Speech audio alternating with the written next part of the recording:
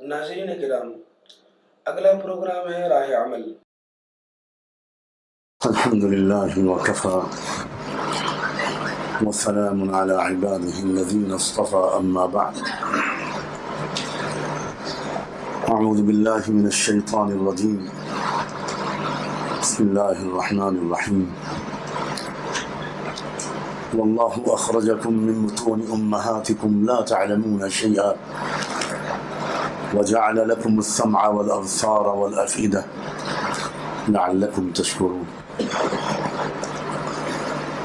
وقال تعالى ومن الناس من يشتري لهو الحديث ليضل عن سبيل الله بغير علم ويتخذها هزوا أولئك لهم عذاب مهين وقال رسول الله صلى الله عليه وآله وسلم لا يشربن ناس من أمتي الخمر يسمونها بغير اسمها يعزف على رؤوسهم بالمعازف والمغنيات يخسف الله بهم الأرض ويجعل منهم القردة والخنازير رواه ابن ماجه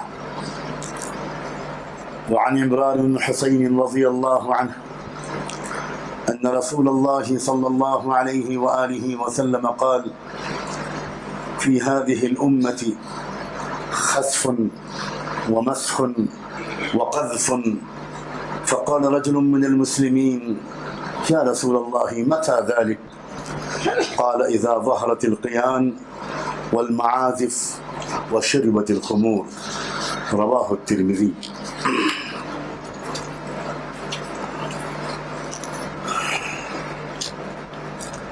سبحان ربك رب العزة عما يصفون وسلام على المرسلين والحمد لله رب العالمين. اللهم صل على سيدنا محمد وعلى آل سيدنا محمد وبارك وسلم. اللهم صل على سيدنا محمد وعلى آل سيدنا محمد وبارك وسلم.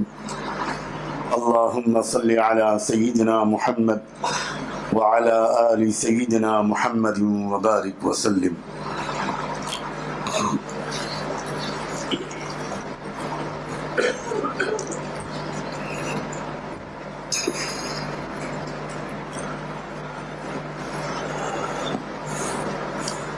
بڑی زبردست قربانیوں کے ذریعے سے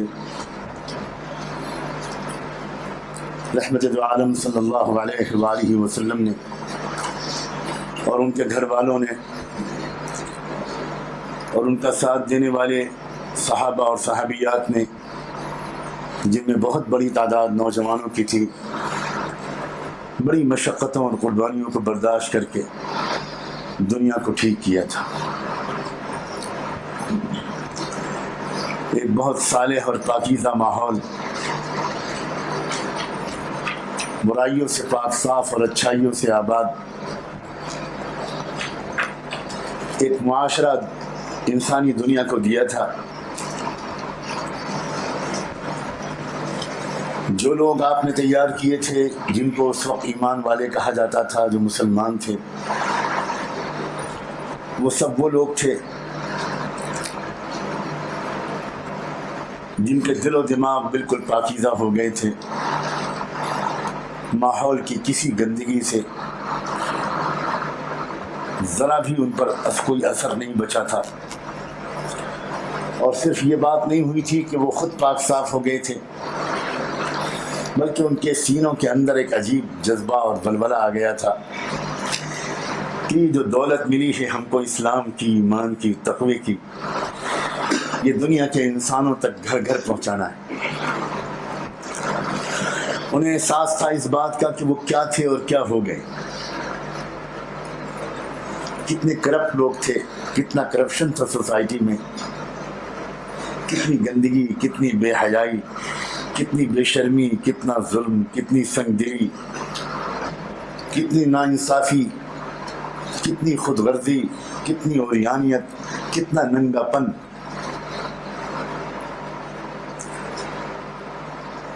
ان کو سب یاد تھا کہ ہم کیا تھے. ہم پتھروں کو پوچھتے تھے.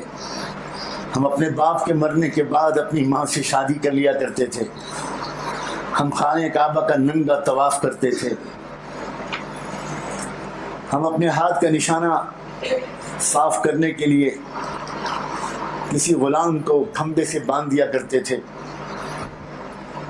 اور آپس میں شرط لگتی تھی ہمارے درمیان کہ بتاؤ اگر ہمارے کمانوں سے نکلا ہوا تیر اس غلام کی بائیں آنکھ کی پٹلی میں لگا تو تم مجھ کو کیا دو گے. ادھر سے کمٹمنٹ آتا تھا, بٹ ہوتی تھی کہ ہم تم کو اتنی شراب پلائیں گے, اور ادھر تیر چلتا تھا اور وہ غلام تڑپ تڑپ کے جان دیتا تھا, اور ادھر شراب کے جام چلتے تھے. انہیں سب یاد تھا کہ ہم کون لوگ تھے. ناچنا گانا, جوانیوں کو برباد کرنا, عزتوں کو لوٹنا, یہ سب ان کو یاد تھا کہ ہمارا یہ کیریکٹر تھا. اور پھر جب محمد الرسول اللہ صلی اللہ علیہ وآلہ وسلم کی محبت بھری تربیت ملی, شاندار رہنمائی ملی, تو کایا پلٹ ہو گئی.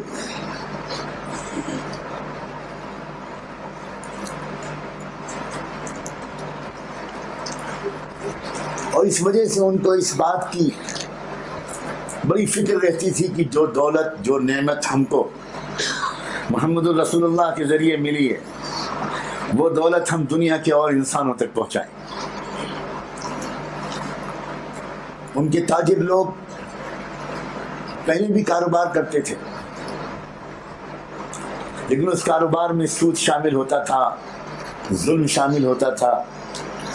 اب اس کے بعد ان کے کاروباریوں نے کاروبار کا انداز بدلا, اور اس کاروبار کو محنت کی بنیاد پر, ایمانداری کی بنیاد پر چلایا. اور پھر انہوں نے اس کاروبار کی برکتیں دیکھیں, دل کا سکون دیکھا, آپس کی محبتیں دیکھیں. تو ان کے دل کے اندر, ان تاجروں کے دل کے اندر یہ ولولہ پیدا ہوا کہ جلدی سے جلدی دنیا کے تمام تاجر اس طریقے سے کاروبار کرنا سیکھ لیں, اور ہم ان تک اس محبت بھرے کاروباری انداز کو پہنچا دیں. ان کے نوجوان تڑپتے تھے یہ سوچ سوچ کر کے. ان کو اپنی نوجوانی یاد آتی تھی اسلام سے پہلے کی. فضول خرچیاں, ناچنا گانا, وقت کا ضائع کرنا, لڑکیوں اور عورتوں کے پیچھے ایک بھوکے کتے کی طرح گھومنا, میوزک سننا, موسیقی سننا, رقص و سرود کی محفلیں سجانا, میلے ٹھولوں کی زینت بننا, یہ سب ان کو یاد تھا کہ ہم ایسے نوجوان تھے. لیکن اس کے بعد جب محمد الرسول اللہ صلی اللہ علیہ وسلم کی تربیت ملی تو ان کی بالکل نوجوانی کا انداز بدل گیا. ان کی نگاہیں جھک گئیں, ان کا دامن پاک صاف ہو گیا, ان کے دل پاک صاف ہو گئے, ان کی نیتیں بالکل پاک صاف ہو گئیں, ان کی ہمتیں بلند ہو گئیں. اور اب ان کے دل میں ایک نئے شوق نے جنم لیا, اور وہ شوق یہ تھا کہ یہ جو نوجوانی کا یہ انداز اور یہ پاک دامنی اور حیا اور شرافت, یہ جو ہم کو ملی ہے, یہ دنیا کی اور قوموں کے نوجوانوں تک بھی ہمیں پہنچانا چاہیے. وہ بھی تو زندگی کو انجوائے کریں, وہ بھی تو زندگی کا مزہ لیں, ان کو بھی تو دل کا سکون ملے. وہ یہ بات اچھی طرح جانتے تھے, یہ ان کی اپنی آپ بیتی تھی کہ زندگی کا مزہ ان کو اس دور میں نہیں ملا جس دور میں وہ شراب پیتے تھے, جس دور میں وہ میوزک سنتے تھے, جس دور میں وہ ناچتے اور گاتے تھے, جس دور میں وہ اپنی نگاہوں کو گندا کرتے تھے, جس دور میں وہ تفریح گاہوں میں جا کر بے حیائی کے کام کرتے تھے. ان کو اس دور میں دل کا سکون نہیں ملا, روحانی سکون نہیں ملا. ان کو تو اس دور میں دل کا سکون ملا جب وہ رات کی تنہائیوں میں بستر کو چھوڑ کر اپنے اللہ کے سامنے سجدے میں گر کر روتے تھے. ان کو دل کا سکون اس وقت ملا جب وہ قرآن کی تلاوت کرتے تھے. ان کو دل کا سکون اس وقت ملا جب وہ بستر پر لیٹنے کے بعد اپنی ماں اور باپ کے سر دباتے تھے، بدن دباتے تھے، خدمت کرتے تھے، اور سونے سے پہلے اپنی ماں اور باپ کی پیشانی کو کس کرتے تھے اور دعا کی درخواست کر کے پھر اپنے بستر پر جاتے تھے، تب ان کو سکون ملا۔ انہیں پتہ چلا اس بات کا کہ گناہوں میں سکون نہیں ہے، سکون نیکیوں میں ہے۔ بے حیائی میں سکون نہیں ہے، شرم و حیا میں سکون ہے۔ اپنے نفس کی ہر خواہش کو جانوروں کی طرح پورے کر لینے میں سکون نہیں ہے، بلکہ اپنے نفس کی غلط خواہشات پر کنٹرول کر لینے میں سکون ہے۔ اس لیے وہ اس بات کے لیے بے چین ہو گئے کہ کسی طرح یہ تہذیب دنیا کی قوموں تک پہنچے، اور انہوں نے جان کی بازی لگا کر اس تہذیب کو پہنچایا۔ تمنائیں قربان کر دیں، جوانیاں اپنی اسی راستے میں نچھاور کر دیں۔ بہت اونچے عزائم تھے ان نوجوانوں کے۔ اللہ ہمارے اس دور کے، ہماری امت کے آپ جیسے نوجوانوں کے سینوں کو ایک بار پھر انہی پاک ارادوں اور بلند عزائم سے آباد کرتے ہیں۔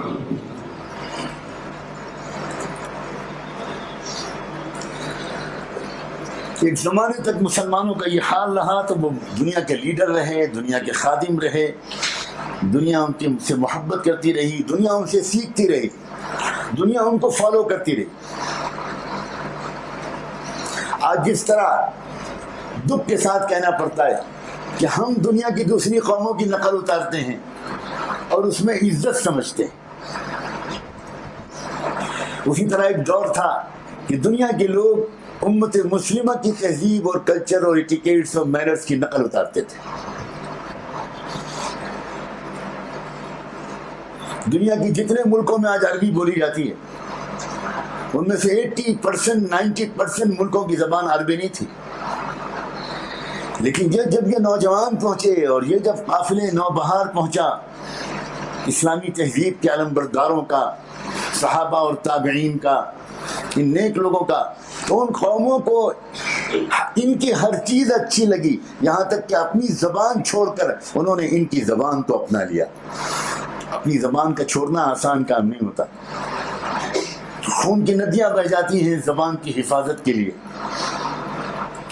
لیکن جب کسی قوم سے محبت ہو جاتی ہے، جب کسی قوم کی عزت دل کے اندر بیٹھ جاتی ہے، جب کوئی قوم آئیڈیل بننے لگتی ہے، تو اس وقت دنیا کی قومیں اس کی زبان کی نقل اتارتی ہیں۔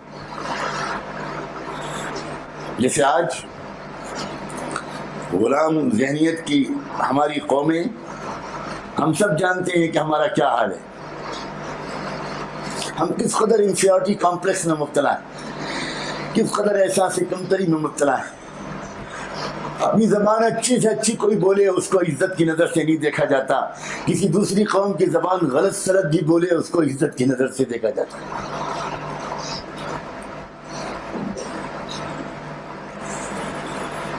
قوموں نے اپنے لباس بدل لیے، قوموں نے اپنے کھانے پینے کے طریقے بدل لیے، قوموں نے اپنی لائف اسٹائل بدل لی، یہاں تک کہ قوموں نے اپنے مکانوں کی تعمیر کا نقشہ بنانے کا انداز بدل دیا۔ یہ سب ہوا اس وقت جب مسلمان تھا۔ اس کے بعد جو دور گزرا اور چل رہا ہے، اللہ کرے اس سے اور آپ اس سے نکلنے اور اس سے انسانیت کو اور اپنی امت کو نکالنے کے لیے ہم اور آپ اللہ کے ہاں قبول ہو جائیں۔ نوجوانوں، عزیز طلبہ اور طالبات، اللہ تعالیٰ نے تین بہت بڑی نعمتیں انسانوں کو دی ہیں، اس بات کو بہت دھیان سے سننا۔ میں نے ایک آیت پڑھی تھی شروع میں جس میں اللہ تعالیٰ نے ارشاد فرمایا ہے، اللہ واللہ خلقکم من بطون امہاتکم لا تعلمون شیئا، اللہ نے تم کو تمہاری ماؤں کے پیٹوں سے اس حال میں پیدا کیا کہ تمہارے پاس کوئی علم نہیں تھا، تم اس وقت کچھ نہیں جانتے تھے۔ وَجَعَلَ لَكُمُ السَّمْعَ وَالْأَبْصَارَ وَالْأَفْئِدَةَ، اور اللہ تعالیٰ نے تم کو تین نعمتیں دی، تم کو سننے کی طاقت دی، تم کو دیکھنے کی طاقت دی، اور تم کو دل دی۔ लअल्लकुम तशकुरून,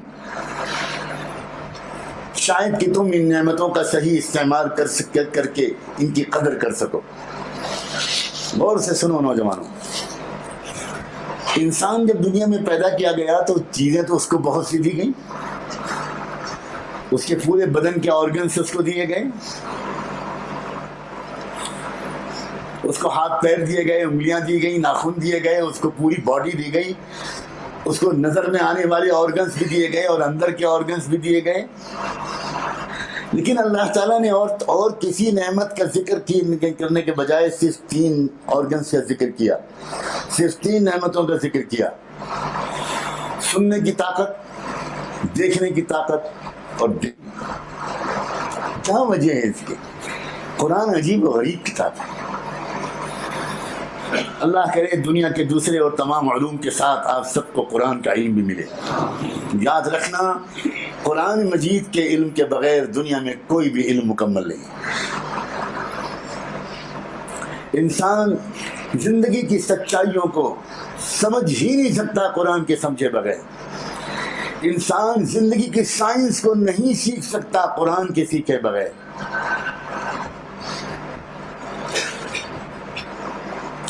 दुनिया की सबसे शानदार साइंस जिंदगी की साइंस है, आर्ट ऑफ लिविंग है, जिंदगी का हुनर है, जिंदगी का सलीका है। आज के हमारे कॉलेजों और यूनिवर्सिटियों में सब सिखाया जाता है, नहीं सिखाया जाता तो जिंदगी का हुनर नहीं सिखाया जाता, जिंदगी की साइंस नहीं सिखाई जाती। इतनी बहुत सी नेमतें देने के बावजूद अल्लाह ताला सिर्फ 3 चीजों का जिक्र फरमा रहे हैं। इसका साफ मतलब यह है कि इंसान के कैरेक्टर को, इंसान की सीरत और किरदार को, इंसान की दुनिया और आखिरत को, इंसान की अपनी पसंद को और इनसे उसके अखलाक को, उसकी जिंदगी के स्टाइल को 3 चीजें शेप करती हैं। सबसे पहले कुरान ने जिक्र किया है कान। अजीब और गरीब बात है।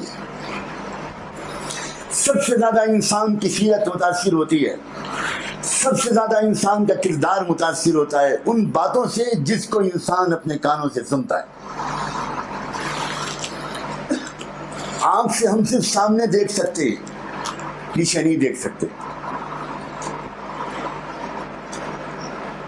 लेकिन कान से हम चारों तरफ की आवाजें सुन सकते हैं। आंख से हम सिर्फ उस वक्त देख सकते हैं कि जबकि रोशनी हो। अगर टोटल डार्क हो जाए तो आंख भी काम नहीं करती, कुछ नजर नहीं आता। लेकिन कान रोशनी में भी सुनता है और कान अंधेरे में भी सुनता है। थोड़ा आगे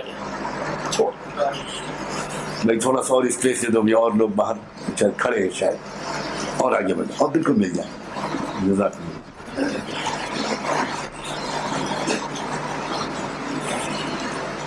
इस तरफ भी लोग और तरफ आगे बढ़ो,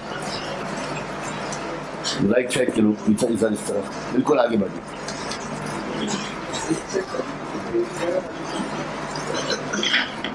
इधर के लोग आगे बढ़ जाए ना, बहुत काफी जगह खाली, थोड़ा सा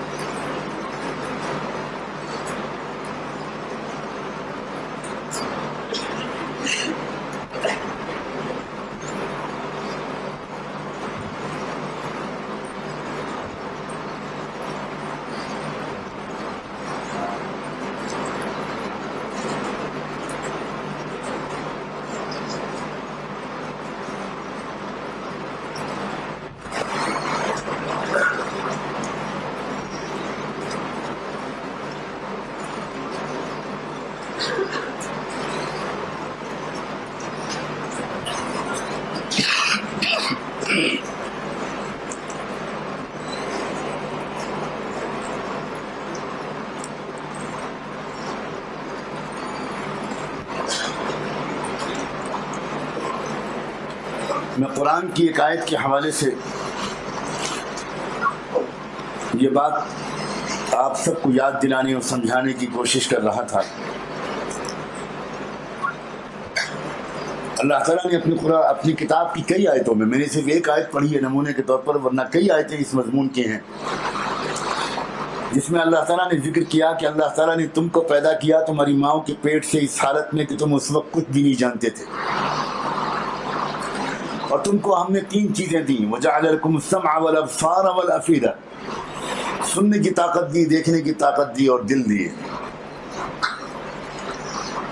نعمتیں تو اللہ تعالیٰ کی انسان کو بہت سی ملی تھی، بدن کے آرگنز بھی بہت سے ملے تھے، لیکن صرف 3 چیزوں کا اللہ تعالیٰ نے کیوں ذکر فرمایا ہے؟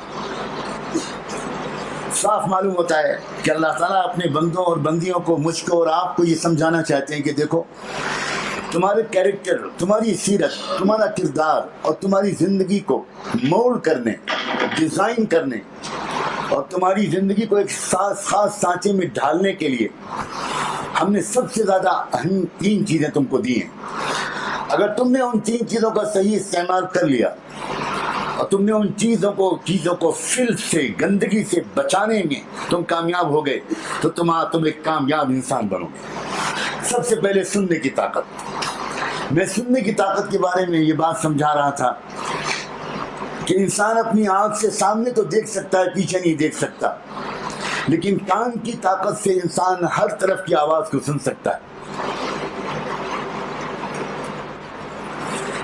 ہم اپنی آنکھ سے اس وقت دیکھ سکتے ہیں جب روشنی ہو، اندھیرے کے وقت میں آنکھ بھی کام نہیں کرتی، لیکن جہاں تک سننے کی طاقت کا سوال ہے، وہ اندھیرے میں بھی کان سنتے ہیں اور روشنی میں بھی کان سنتے ہیں۔ سب سے پہلے اللہ تعالیٰ نے کانوں کا ذکر کیا ہے۔ یہ اس بات کا انڈیکیٹر ہے، یہ اس بات کی طرف اشارہ ہے کہ جو چاہتا ہے کہ وہ ایک اچھا انسان بنے، جو چاہتا ہے کہ اپنے کیریکٹر کو وہ اچھے سانچے میں ڈھالے، وہ سب سے پہلے اپنے کانوں کی حفاظت کرے۔ انسان ایک عجیب و غریب سینسیٹیو مخلوق ہے۔ آپ کانوں سے جو کچھ سنیں گے اس کا فوراً اثر آپ کے دل و دماغ پر پڑے گا، اور پھر اس کا اثر آپ کے کیریکٹر پر ضرور پڑے گا۔ اس لیے جو نوجوان، میں بہت پریکٹیکل بات کرنا چاہتا ہوں اور کوشش کروں گا کہ بات مختصر ہو، بالکل پریکٹیکل باتیں ہیں۔ جو نوجوان یہ چاہتا ہے کہ وہ ایک اچھا انسان بنے، اسے سب سے پہلے یہ طے کرنا چاہیے کہ وہ اپنے کانوں سے کوئی غلط چیز نہیں سنے گا۔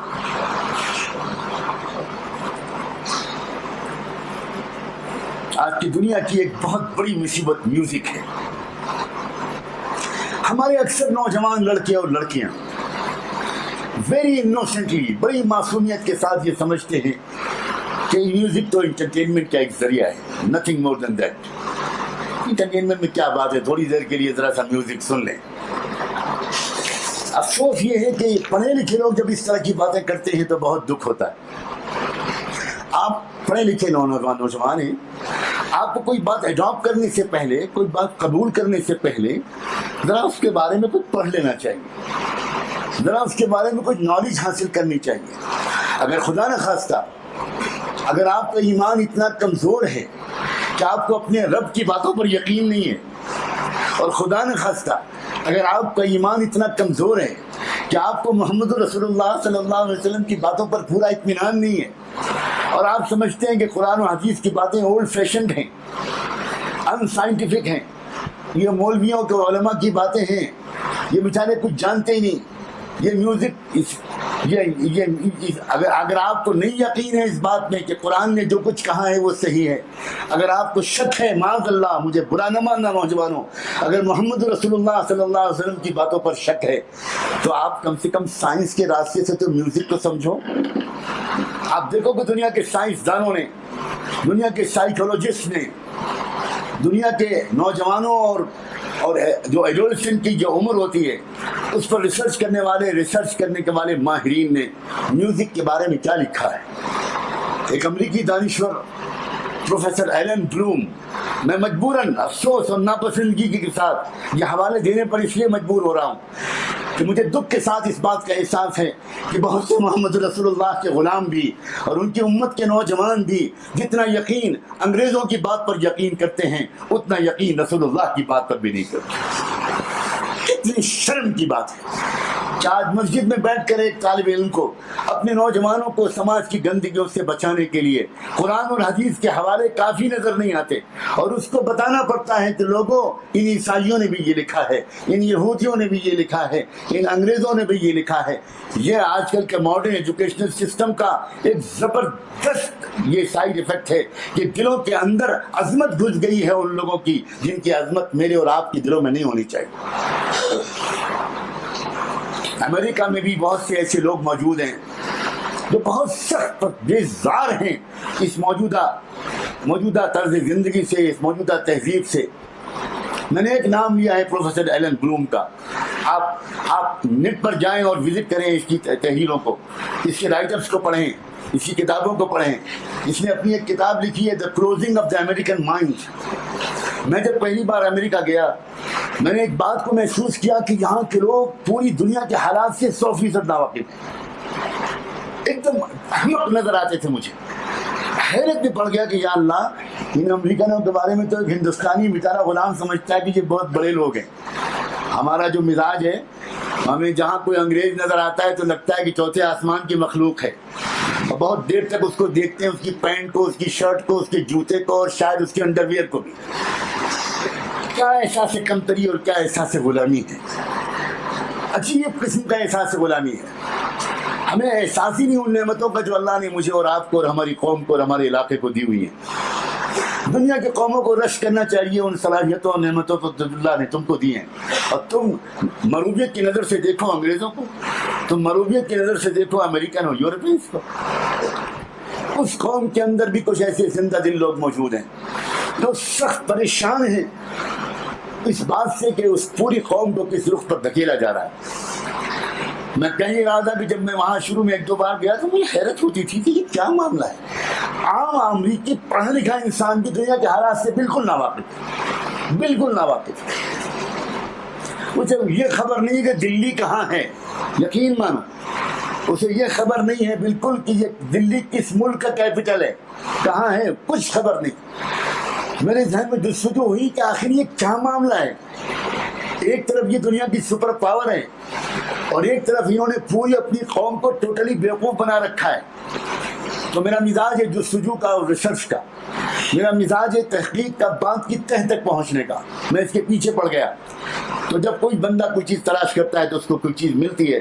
مجھے ایک کتاب ملی، the closing of the American mind, ایک امریکی انٹلیکچوئل نے لکھی ہے، the closing of the American mind. اس نے صاف صاف لکھا ہے کہ سوچ سمجھ کر، ویری ڈیلیبریٹلی، جان بوجھ کر ہماری لیڈرشپ پورے ملک اور پوری قوم کے عوام اور خواص کو، ایون انٹلیکچوئلس کو، ان کے مائنڈ کو کلوز کرنا چاہتی ہے۔ اور مائنڈ کے کلوز کرنے کے لیے اس نے لکھا ہے کچھ انڈسٹریاں بنائی گئی ہیں، جس میں پہلی انڈسٹری کا اس نے نام لیا ہے ہالی ووڈ انڈسٹری، فلم انڈسٹری۔ اس نے کہا ہے کہ فلموں کا کام، میوزک کا کام صرف یہ ہے کہ ساری دنیا کے انسان اور امریکہ کے انسانوں کو اسی میں مست رکھیں، ان کو کسی اور بات کا پتہ ہی نہ چلے۔ کلوزنگ آف مائنڈ، ذرا سوچو، مائنڈ کو کلوز کر دینا، سبحان اللہ۔ مائنڈ کو کلوز کر دینے کے لیے میوزک کا سب سے بڑا کام ہے the closing of the American mind. اس کی کتاب کئی سو صفحے کی ہے۔ اس کتاب کا ایک پیراگراف میں آپ کو پڑھ کے سناتا ہوں۔ اس کتاب میں اس کے مصنف نے لکھا ہے the present age music has a barbaric appeal to sexual desire. آج کی جو آپ کو ترجمہ کرنے کی کوئی ضرورت نہیں، آپ براہ راست سمجھ رہے ہیں۔ The present day music, the present age music has a barbaric appeal to sexual desire, not love but sexual desire, undeveloped and untutored. Rock music gives children on a silver plate with all the public authority of the entertainment industry everything their parents always used to tell them they had to wait for until they grew up.